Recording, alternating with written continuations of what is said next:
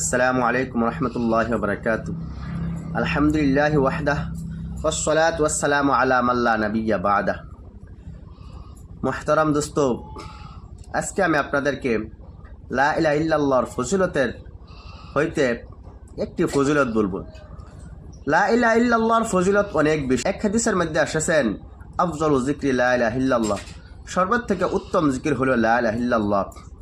তিরমিজি শরীফের একটি হাদিসের মধ্যে এসেছেন, রাসূল সাল্লাল্লাহু আলাইহি সাল্লাম বলেছেন, যদি কোনো ব্যক্তি প্রতিদিনে সকালে 100 বার এবং বিকালে 100 বার শুধুমাত্র লা ইলাহা ইল্লাল্লাহ পড়বে, তবে ওই ব্যক্তির ন্যায় হইবে যে ব্যক্তি হযরত ইসমাঈল আলাইহিস সালামের নসল হইতে 100 গোলাম আজাদ করেছে।